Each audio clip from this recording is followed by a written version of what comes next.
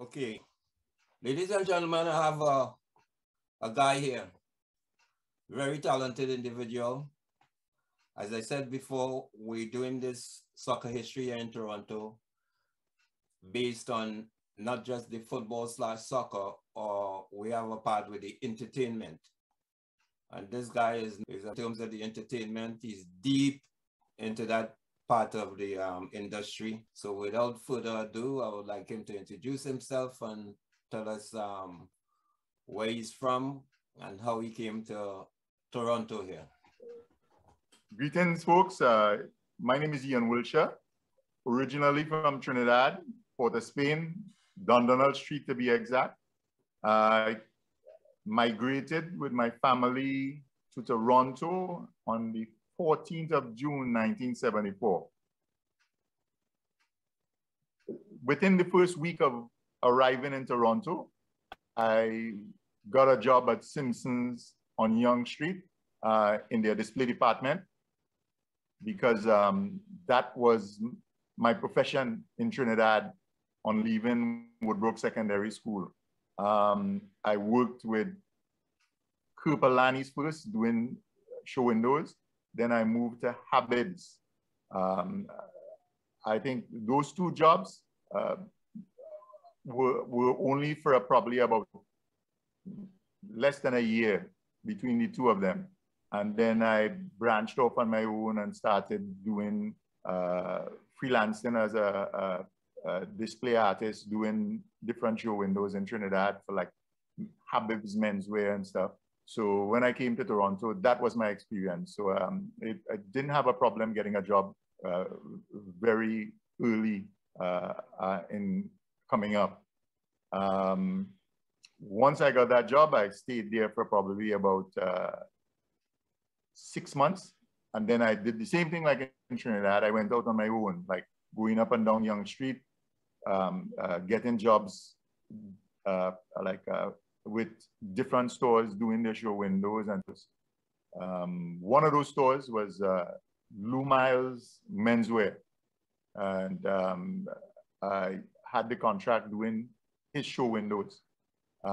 He also allowed me to store my props upstairs, because it was a 4-story building, but on the first 2 floors was the Lou Myles menswear store, and Lou Myles was like one of the top men's designers probably in North America. He'd sew for people like Muhammad Ali, Sugar Ray Leonard, Pierre Trudeau, the mayor of Toronto, the owner of Honest Heads, Tom Selleck. Only celebrities used to pass through that store, and I did the show windows. But the first 2 levels of the building was the store, but the 3rd and 4th floor were dilapidated and run down. So I got the opportunity to store my props up there initially. And so after a while, around, I can't remember what year it was, but there was a housing crunch in Toronto in terms of like having available rental space in the city. And I approached Lou Myles and told him, listen, I could convert upstairs into apartments and rent it out, and we could make some money, you know? So I don't know if he thought I was just joking or anything like that, but like, just making money did appeal to him as a businessman. Definitely, and he was a really probably one of the most open people you would ever want to meet, in spite of who he was in Toronto society. He like used to treat everybody like he's probably one of the most beautiful human beings you ever want to meet. He looked like a mafiosi, like he had that Italian like look, but he was the type of person who would talk to anybody. If the girls working on the street, he'd go and talk to them like there's a friend. But also that store used to have a lot of, right. Yeah, you just let me know when it's up. Yeah, but I think, right, you just come back up. I don't know, you can, but somewhere in there, I have to address what the public would be seeing. If I may, or I would be remiss if I didn't ask you about the background, because I'm sure the people seeing the background and I'm wondering, you know, where you could be. All right. Right now, in regards to the background, that is, I am actually in a sitting area in my bedroom. But this is a scene from every level of my house in Trinidad, the Gulf of area. And in the back, if you're seeing islands, it's 5 islands. Like I'm a stone's throw from the water, actually. So while you were doing these right. Lou Myles situation, if I understand in the preamp, you mentioned coming here and giving party because that 365 Yonge is after you build up yourself as Cambridge. So if you want to tell the public how this Cambridge come by, because I know you through Cambridge and then you went to Clair 2001 or Clair 2000. So the Cambridge now, we want to go, that's your origination. All right. Okay. Within, I think probably, it had to be I think the first week I hit Toronto, I was in Dufferin Mall and I saw this beautiful young lady and I went over and started a chat with her and stuff and found out that she just broke up with her boyfriend and stuff. So, you know, we exchanged numbers and stuff, and I went over to her place a couple of days after and stuff, just friends, you know, and going through, she's showing me a photo album, and going through a photo album, right? I saw a picture of her and this guy, and I said, wait a minute, you know him? What's his number? Because that's my real boy from back in Trinidad. And she say, well, that is my ex. That's who I just broke up with, right? And it turned out to be Glenn Marquez, right? So she gave me the number and got in touch with Glenn, and we hook up, and like we kind of connect, just like, because we used to hang out on Frederick Street back in the day, was the drag. So on a Friday evening, hang out on the drag, and I know Glenn from back in the day. Love to dress like, you know, like and stuff. We both were into clothes, dressing sharp and thing. So we started hanging again. And he was living on Cambridge Avenue, right? And he used to give these little house parties prior to me coming there, or at least I think so. But anyway, we decided to start doing parties together at his mother's house on Cambridge Avenue, right?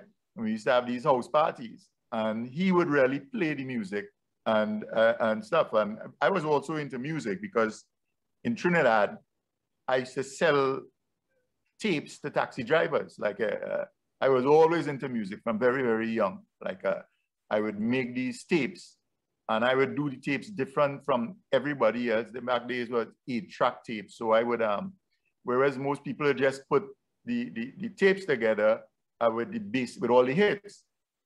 What I did was I got comedy albums, and every couple of songs, I would put in like a Red Fox or whoever, Flip Wilson or something. So it made it a little more entertaining for the taxi drivers when they slip in the tape and they have. So my thing was, I take a taxi in Digger Martin and I give the driver a tape.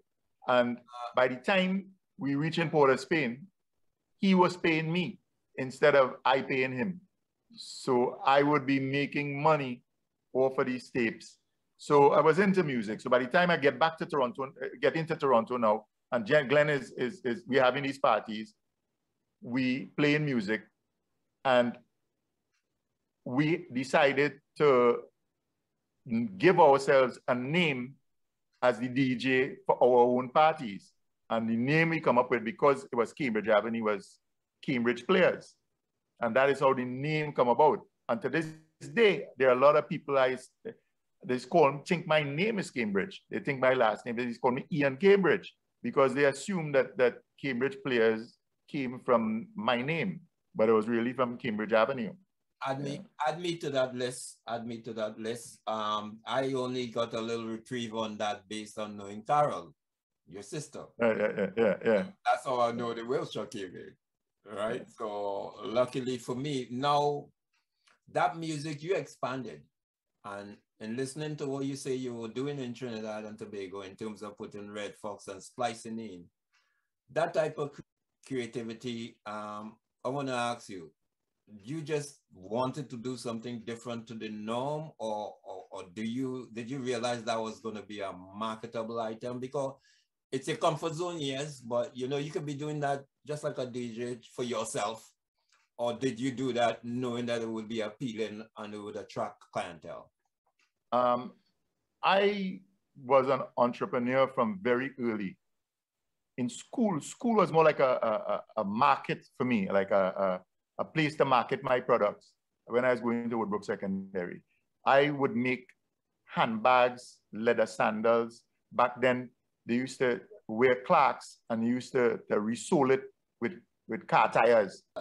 So I used to do a brisk business in resoling the suede Clarks with car tires. And then I took it to another level where when you dismantle the Clarks, I made a pattern out of the suede and I started making the entire shoe from scratch, right? By making a pattern, right? Can I ask how big that production was? Because how many you were producing in terms of? Well, it's all custom. So like if somebody I wearing something and they like it, like I make a custom version for you. So what you have is a one of a kind, all right? I used to sell to teachers, everybody, like handbags, suede handbags, Afro picks, the works. School was my market, to the point where there was a logo that you wear with your uniform on your pocket, like a monogram, right? And most kids, in order to preserve it, they would cover it with plastic and use a safety pin to put it on your pocket. Now, anytime you lose that, you get in trouble. In school, I created an industry with that in school. I would make it out of cardboard and sew plastic over it and do a replica that was so look so genuine, a real counterfeit. Monogram was $5. I would sell it for $1. You understand what I mean? It sounds to me that you were producing based on the one of a kind, based on demand, right? So you took that based on demand up here, you do the show windows, right?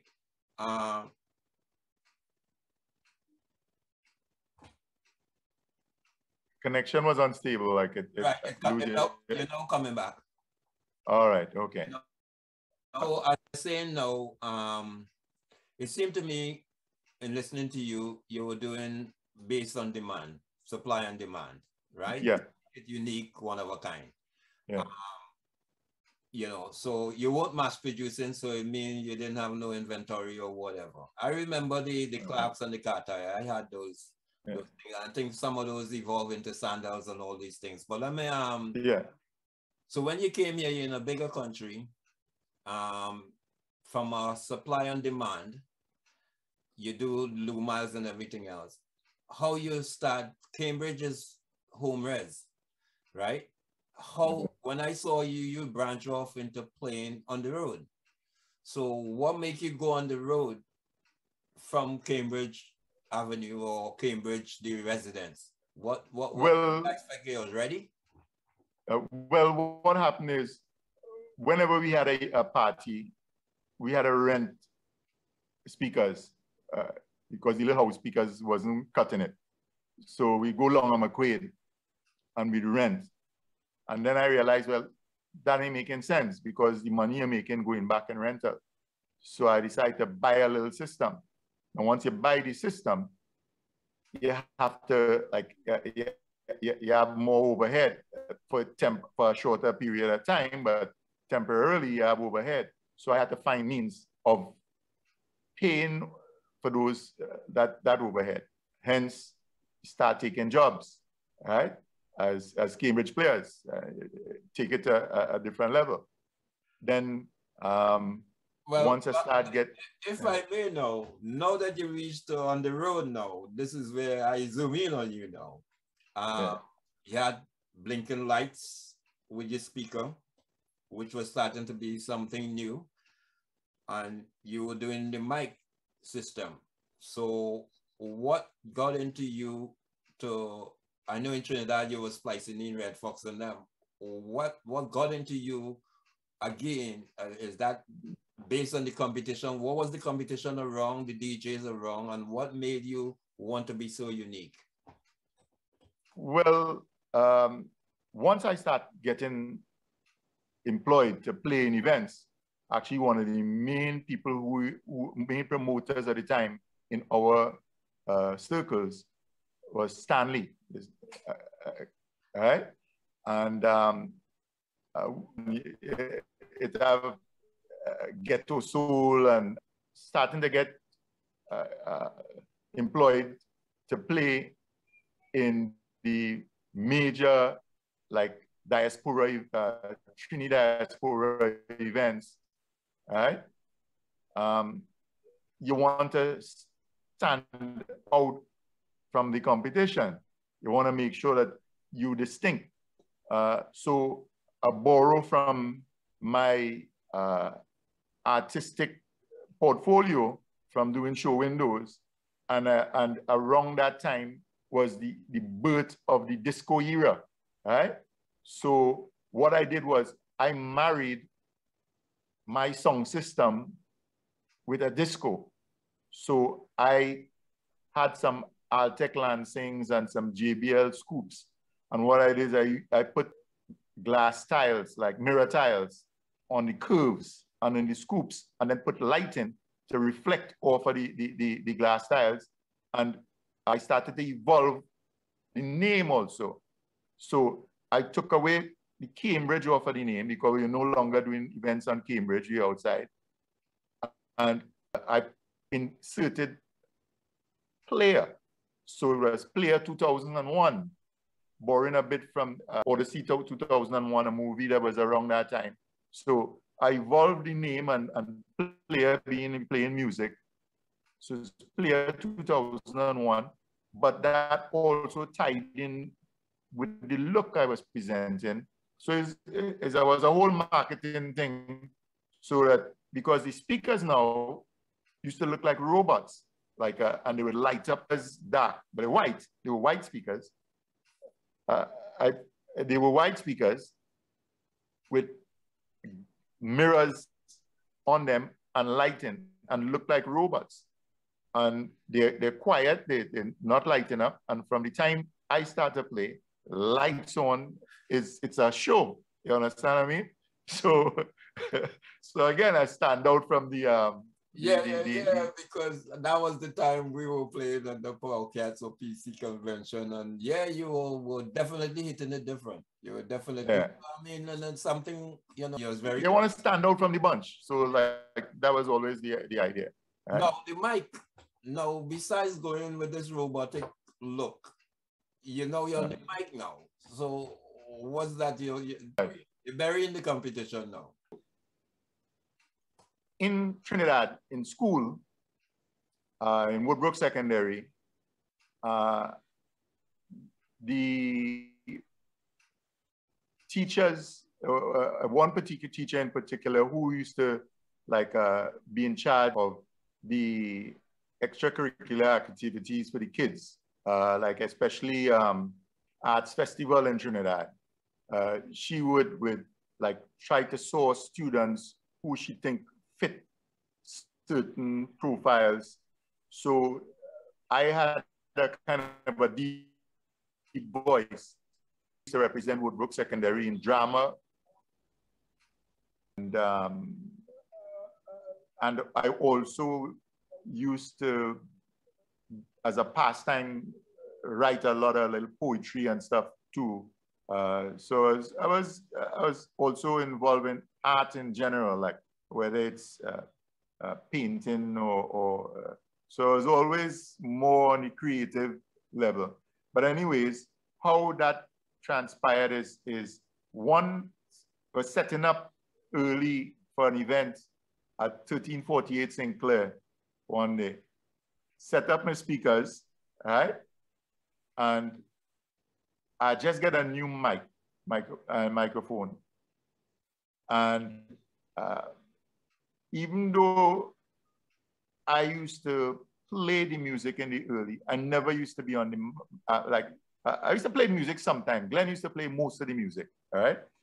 And Glenn used to do most of the microphone, like also. And I was just more like a support, right? And setting up at 1348 early, I decided to test the microphone. And I just used one of the lines that I had come up with, like a more of a DJ line in a that I composed, but in a kind of a more radio friendly tone. So in other words, like I do a DJ type of announcement just to touch the mic. And I remember, he may not remember this, but Michael Ghetto and Desmond, they were in 1348 setting up too, like, you know, right? And as I spoke on the mic, everybody just spin around, like, and the place is empty, it's just the DJ setting up, and they turn around simultaneously and look at me, right? And I could see shock on their face. And what they didn't know is I just as shocked as them as how it sounds, right? You know, I just amazed as they were at what it sounded like. And I say, okay, all right. I think I might have something here. And that was the birth of me being on the mic, right? So I started to infuse, like, writing little, like, rhymes to hype the party, right? And I would use that during the instrumental breaks. And we're talking about, this is pre-rap, like, and stuff.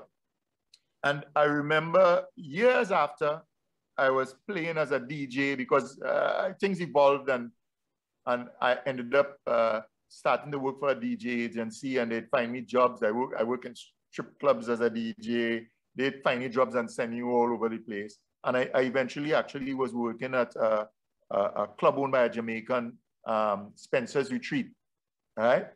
And I can't remember what year it was. And that was my, like, signature as a DJ, like talking on the mic and doing these little rhymes during the instrumental breaks. And I remember I went to buy records and I bought an album called the Fatback Band.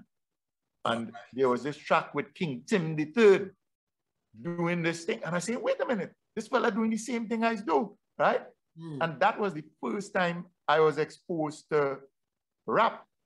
You understand what I mean? It was a different thing, different cadence in the way they were doing it, but it's the same rhymes in between instrumentals on the song, you know? And I'm sure it had other people, probably other parts of the world, doing similar stuff. Play on 2000, yeah, to give us well, after a while, I kind of got versed in actually ad-libbing, because before I used to like pre-write the raps, right? And then eventually I got really good at just ad-libbing it and having a few signature lines and ad-libbing the rest.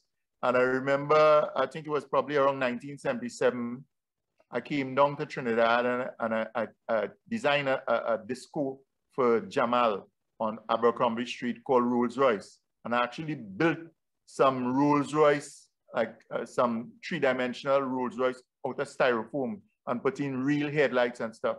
And I'd also rock the mic at the club in the night. And I was at the club one night, and that night the feature DJ was supposed to be Rennie Bishop, Rennie B. And somebody came to the booth. The booth is elevated, and they asked this guy who works at the booth called Rockman, who is that on the mic, if that is Rennie B. So Rockman came back and said, that guy just laughing and saying, that guy just want to find out if it's Rennie B on the mic. And I automatically went on the mic and say, no, this is not Rennie B. That's not me. It ain't Phil the Trill, but my vibe sure can kill. This is the voice of your sunshine, Superman, and I'm going to blister your tan. And the whole club went wild, not knowing that Rennie B just walked in the club. So he spin around and head beeline to the DJ booth and started to watch me and have this kind of real awkward smile. And so it was a kind of so that became part of my forte, not just playing the music, but rocking the mic and doing these rhymes. Well, it's nice to hear that your initial coming out was at 1348. What you thought of there, how you get to play there? Was that the first time you played there, and what you think of 1348? Because that's one of your places.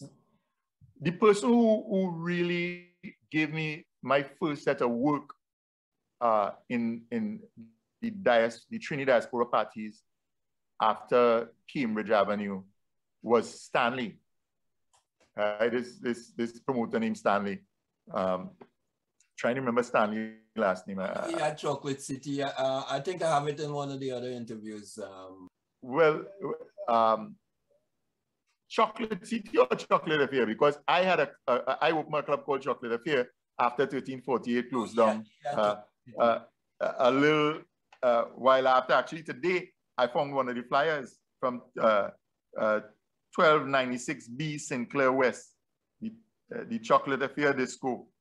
You know, we are short-lived, but you know, and even with that, I sort of use a little bit of my artistic ability. I painted some OCBisa elephants on the wall in psychedelic colors, black lights, and I created again using like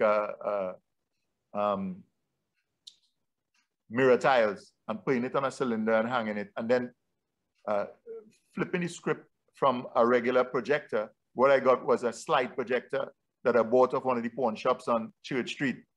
And I put a slide with colored writing, but a black background. And because the cylinder is strips of mirror, the writing would reflect on the wall. And if you're in there, it'd be a trip trying to read what it is, because you have these words just shifting around on the wall. So creative.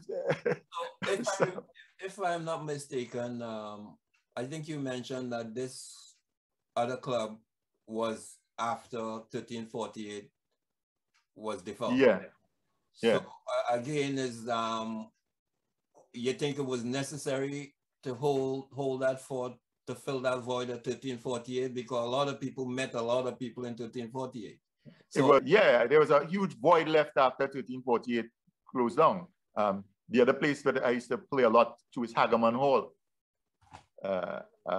On you know, like again, and a lot of soccer parties or the same people from Flemingdon Park and these are the places they would frequent. So there was always a connection between the soccer teams and these events, like and whether it's 1348 or Hagerman's or even Jewel 22 when Goal and them opened Jewel 22 and stuff. So yeah. So that you mentioned Flemingdon and you link it with 1348. You frequent Flemingdon and you seem to have it as a shoe-in to the entertainment. Yeah, my entrepreneurial spirit would always lead. So like Flemingdon Park for me was the best place to promote. So I would go up there to run flyers and to hang out, and it was a real beautiful family atmosphere, you know, and at the same time, it's fertile ground for advertising, you know.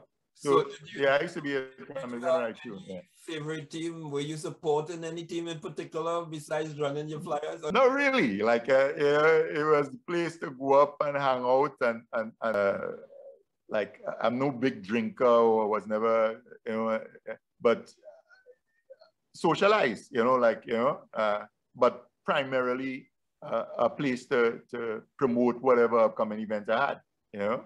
Mm-hmm. So in that sense, you know, that's how I used to capitalize on it. See. So let me ask you, if you wasn't into the ball now, Club Trinidad, Discolax, The Web, does anyone ring Hawks Club?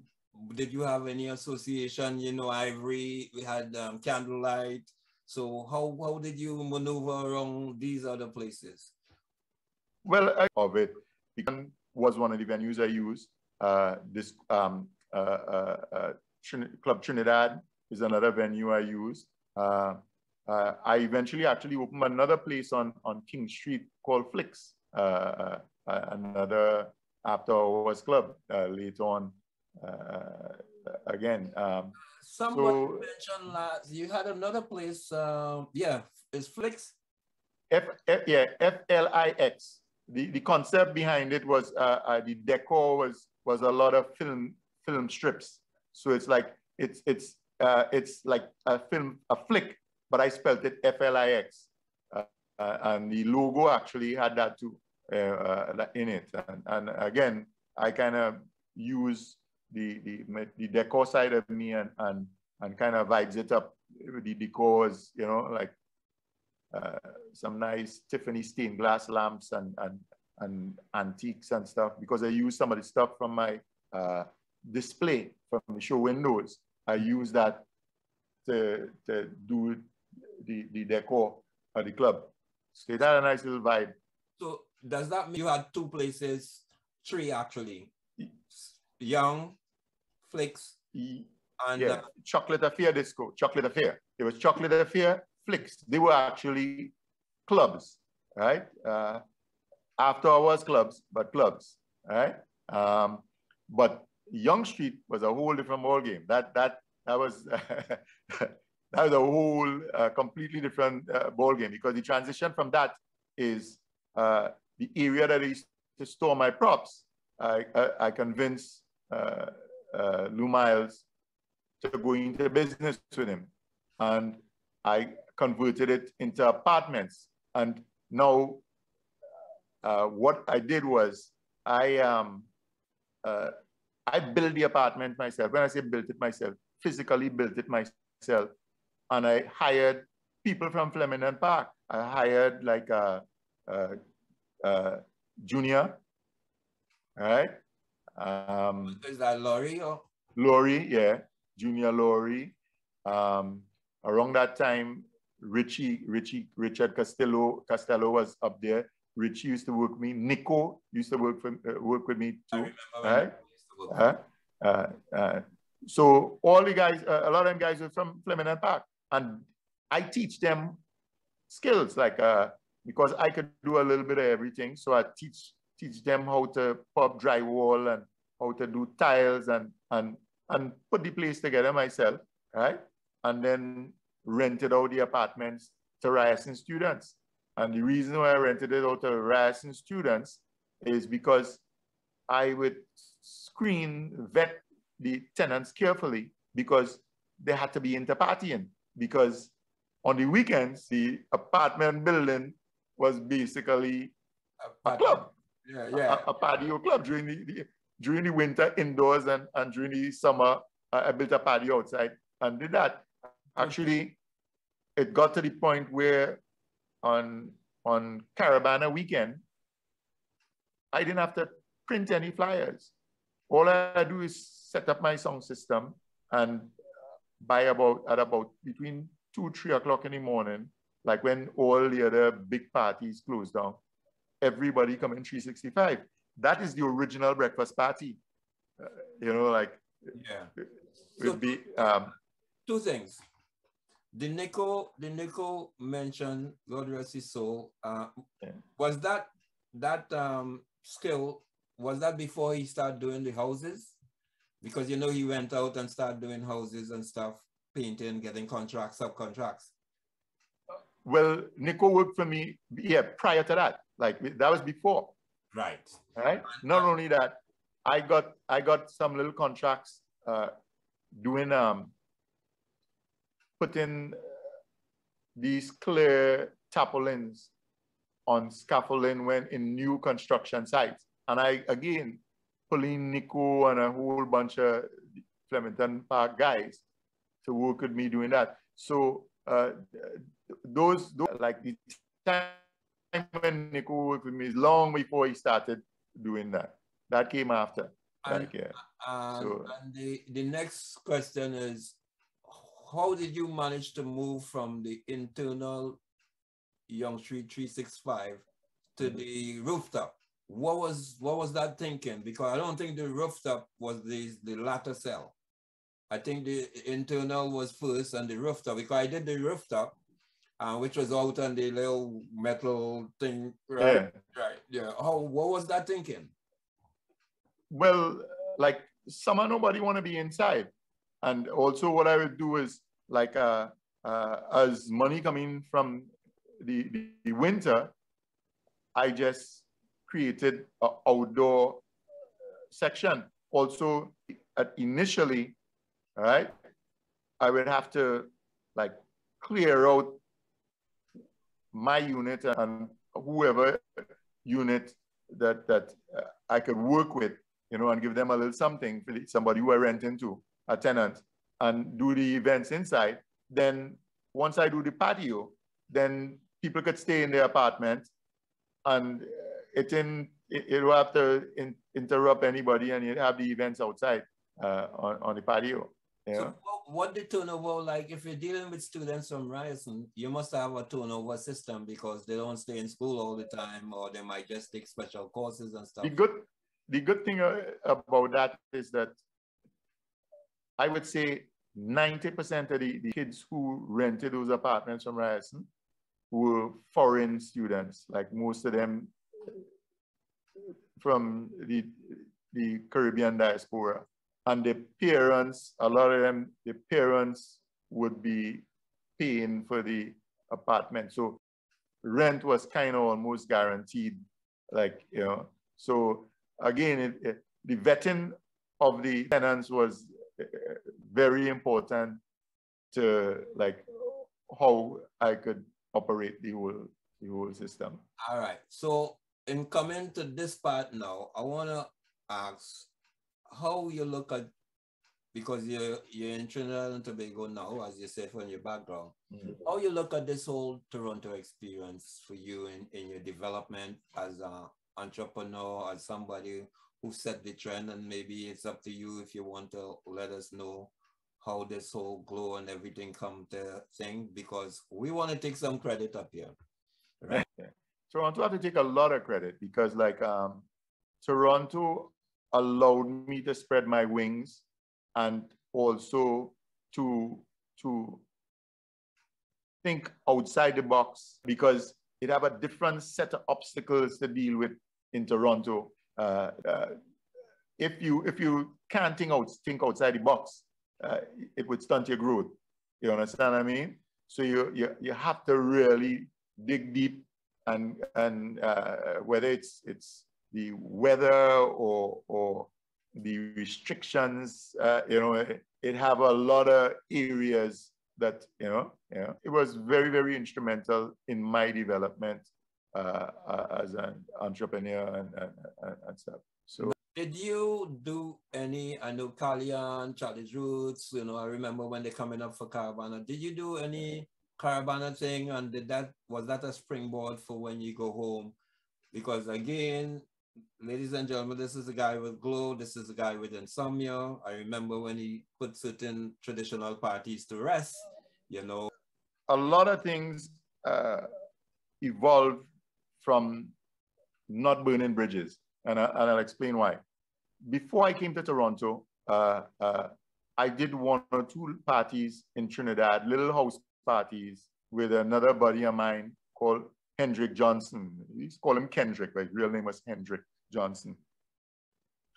And when I migrated, Hendrik continued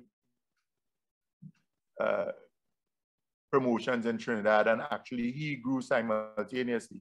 And we kept in touch. He'd come up during the summer, stay by me and stuff. And he would like pick up some of the like stuff that I was developing out here, and it gave him helped him down in Trinidad. And he evolved into quite a promoter in Trinidad. He actually was one of the founders of Soca Village, which was one of the premier places in Trinidad. And also he developed a strong relationship with all the Trinidad bands, right? All the top Trinidad bands, including Charlie's Roots and whoever, right? So when I wanted to do stuff in Toronto and expand and secure the Trinidad bands, now back in those days, you can just get a band because you have money. Like, if you're not connected with the manager, you can't even be connected with the members of the band. You have to be connected with the manager. You're not getting a band, right? To book a band. It didn't work that way. So he put me inside with the main people, the shot callers in the band, and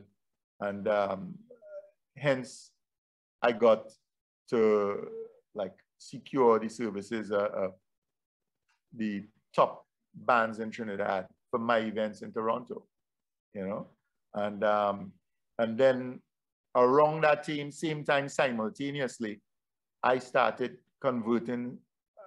I used to write raps, never really used to do anything with it, but I had all this material that I wrote. I started like pivoting and flipping some of those raps into compositions, soca songs. Actually, one of the first songs that soca compositions that I did, I approached Sparrow with it. And it was a song called Hard Times. And around that time, there was all kinds of like bacchanal in the papers saying Sparrow thing, and he told me, look, he can't sing it because of the content. He liked it, but he can't sing it because of the content, because the media down here would run with it and figure that how he catching his So but he says what he wants to do is he mentoring a young artist, and he would like to give it to her. That was Natasha, Princess Natasha. And on that album, there's a song called Hard Times, composed by Ian Wiltshire. That was one of my first compositions. So I was fortunate in that right out of the box, one of the first songs that I wrote, calypsos that I wrote, got recorded, right? Mm-hmm. Then from working with hiring Arrow and things to sing at my events, I approached him, and I end up actually composing songs for Arrow, and then like the fact that I'm now involved in the recording side of the industry made it a lot easier to secure the services of a lot of the bands, because I had a different level of respect coming from the bands. So now I was moving away from the DJing and going heavily into the promotions, and also into the composing. And then I upgraded that and started not just composing, but I started producing the songs, right? So I would not just give them a song, I would produce it for them, like, you know, and one thing led to another, and the people that I work with started to grow, and I started to do stuff for Square One and Alison Hines and Rupee and a lot of the Bajan artists and stuff, and then I remember one year I went to Trinidad for Carnival, because in all the years that I live in Toronto, which is probably 30-something years or whatever, I never missed a Carnival. I was always back in Trinidad, minimum once a year. sometimes more than once. And I remember going to a fete at the Holiday Inn on Ryson Road, because guys were like one of the main carnival parties used to be back in the day. Correct. You know? Yeah. And the fete was actually thrown by Peter Minshall. For that year, he brought out the river, where everybody had to wear white. And in the fete, he had people strategically placed with rolls of toilet paper and sky it in the air. So you have these trailing rolls of toilet paper, just white. You know it's toilet paper. It's just, and I'm saying, wow, boy, that is fantastic. And that stuck with me.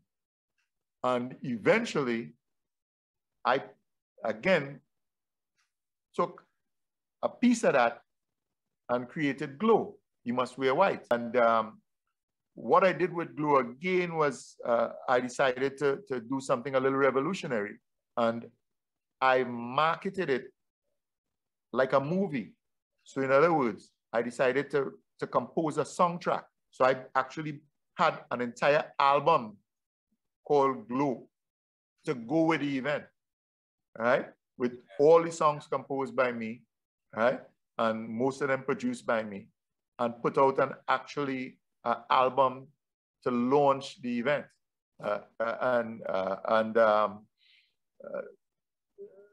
With that event, when I told them in Trinidad that what I was planning to do, like whoever was around, and that I was not allowing anybody in unless they were in white, unless they're like, which, mind you, somebody was doing that in Toronto already, like before me, right? And that was Dr. J, who, that is another story, because Dr. J was actually a DJ called, he used to do he used to work under two names, Brave Something or for his hip hop R&B thing. I can't remember the name. He would correct this. And Soca Prince. And his mother approached me and asked me if I could help him out. Because her son liked the DJ. And so I didn't know him at the time. She didn't assist him, because at that time I was already kind of bubbling as in success as a promoter in Toronto. I said, no problem. And then heard him play, and I thought he was really, really good. He was exceptional. And I told him the better name to go with is Dr. J. And I named him Dr. J, right? And started to use him in all my events. And I would give him little pointers and stuff. He actually, I think, changed the face of soca in Toronto, in the sense that his success had a spin-off within the first generation from the soca-leaning islands of the Caribbean in Toronto. So more like Canadian-born of Caribbean parentage kids started to gravitate towards soca. And actually, I am sure that Toronto is probably one of the few places in the world, or the #1 place in the world for soca DJs. And I say soca DJs because there's, like, most of these guys, these kids and them, have soca tied into their name, like Soca Monarchs, Soca Vibes, you name it. Soca Sweetness. Soca Sweetness. And so he was the catalyst for that, because he started to pull he was like the Pied Piper. He started to pull all these diaspora kids into the soca culture, and did an amazing job, like, you know, and still continues to do that, you know. Again, the glow that gone, how many countries they say you established this glow in? The idea again, and that was the way Glow was formulated, right? The idea was to not just like market it as a movie, but like a movie, I wanted to release it in different countries.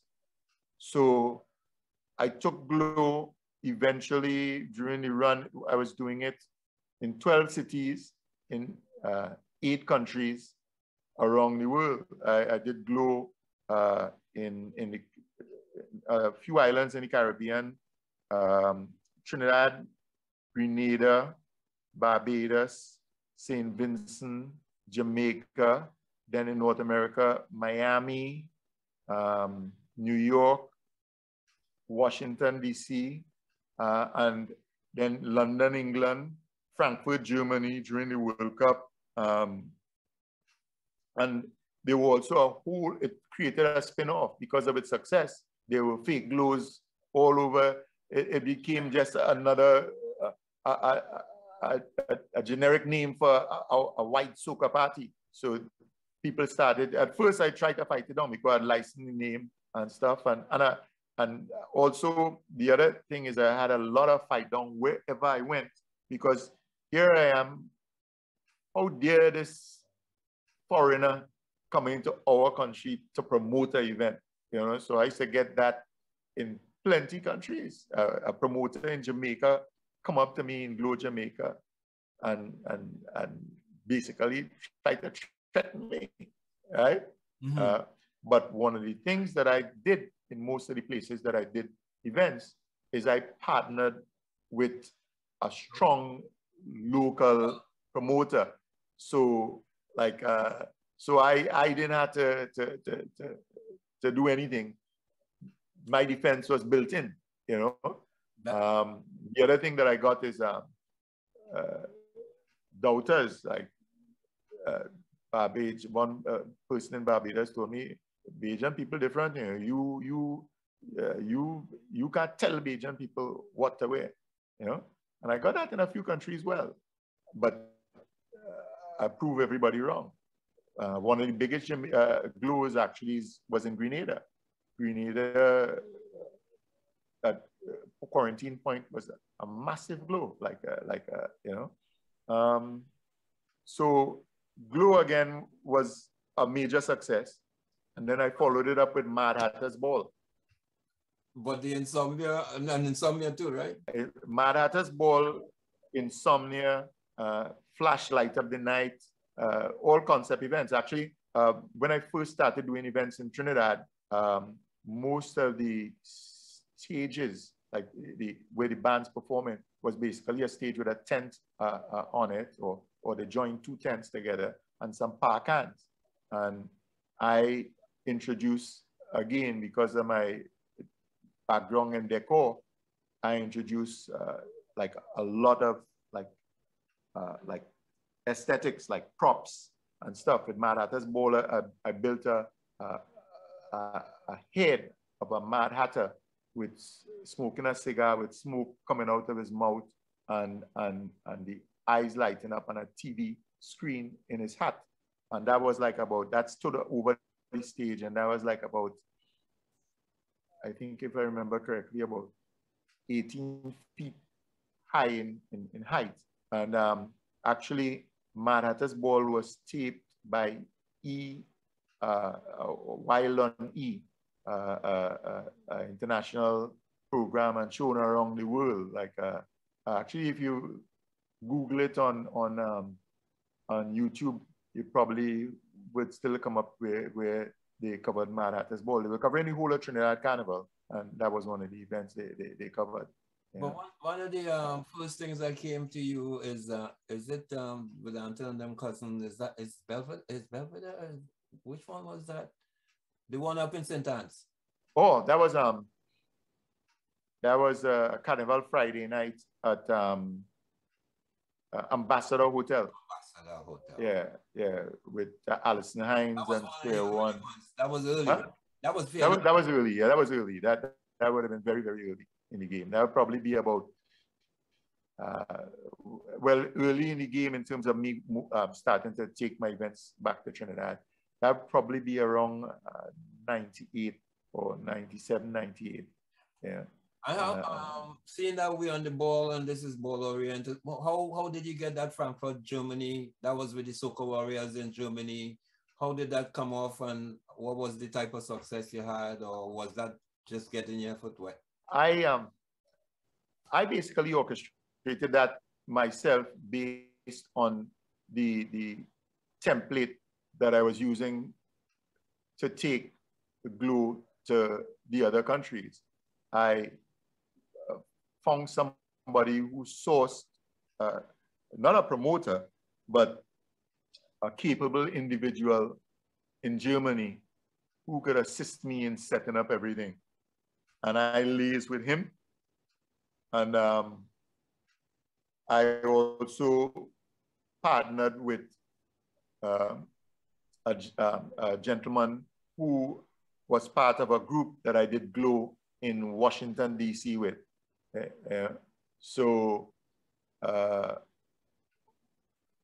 And we put the whole thing together, and it was successful, but it was a club Glow. It wasn't like the big outdoor events. Oh, okay. It was in a club, really nice club, you know, nice vibes, was nice. Well, Ian, in wrapping this whole thing up now, as I say, we take credit for you here in Toronto. This is what this is all about. What's in store for you, and what we can look at to say that's Ian Wiltshire? And one is where the springboard is.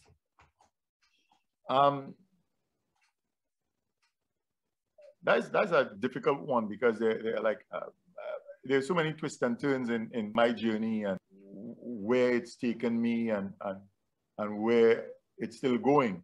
Safe to say now that you're looking at other things, there's still another development to you, or within? Oh yeah, definitely. I'm right in the middle actually of developing a whole new major product for Trinidad, right? That like hopefully if it's successful, it should be a legacy, like it's major. It's unique. It could assist, even though Toronto is my second home. I am Trini to the bone, you know, and I always look out for Trinidad, for TNT, and I'm hoping that it would have a nice financial windfall for these two beautiful islands we call home, and I'm in the midst of putting that together, like the template for it. So when it does happen, trust me, you would know. All right, and how is the COVID putting any damper on that? COVID actually helped because it gave me enough free time to like I have over the years learned to make lemonade out of lemons, and I've been making quite a bit of lemonade over the last year and a half, you know. As a matter of fact, while we're not, I will throw in one of the situations that where I made lemonade out of lemons. About 15 years ago, most people who are familiar with Trinidad and around the Savannah and the coconut carts, they used to have like these old dilapidated trucks selling coconuts, like some old rundown looking. But I grew up around the Savannah and on Yonge Street, and I remember I was nostalgic about the donkey carts that used to sell coconut, especially on a Sunday morning when me and my sisters and them going to church, All Saints Church around the Savannah, and you know, and stuff. So every time they move these old carts, these old trucks, like the guys would stay away for a while, but that is their livelihood. So they come back. So it was a real eyesore for the city. So I put pen to paper and I designed some retro coconut carts and presented it to the mayor, Murchison Brown at the time, and then eventually to the Minister of Tourism, who was, I think it's Joseph Ross was his name, right? But before I even presented to them, I had already gone a step further. I had built for them already. So I actually dip in my pocket. I was so confident about this thing and build these coconut cards. And the plan was simple. You give it to the vendors for free, right?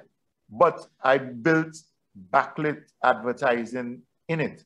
And then I would just sell the advertising and everybody wins. The city win because you have a clean, iconic, it's unique to Trinidad and Tobago. It's tourist friendly, right? And the city don't have to put out any money, right? All they have to do is give me permission to put up private poles, electrical, to provide electricity to the cards. City don't have to put out any money. The vendors don't have to put out any money. And I turn a profit. So to this day, the cards have been used in music videos, wedding photo shoots, and I've actually gotten calls from Jamaica and Barbados with interest in doing the project in those places. So again, that's taking lemon and turning it into lemonade, you know. And COVID has been helpful in, it's been some lemons, a very gigantic lemon that I've tried to make some lemonade from. Well, Ian, you're really unique, and your brain don't stop clicking. I know your hours and freshness, and I must say you did well. And I don't know if you have any shout out for anybody. None of you. I'm sure I'm going to think of a lot of things after we are completed and gone. But yeah, Toronto have some excellent memories and a lot of beautiful people. And I don't want to start calling names and leave out people who, you know, so sometimes it's best not to call any than to call some and forget about others. Because I'm sure there are quite a few people who were instrumental in assisting in my journey that I have probably not mentioned. But Toronto, second home. And you're quite aware of the program, what program you're on now that we're doing the history of the soccer year and the music, everything is encompassing and part of it. Right. Yep. All right. So Ian, I want to thank you for giving me the time, you know, and you stay safe. Thank you. Same. All right. Okay.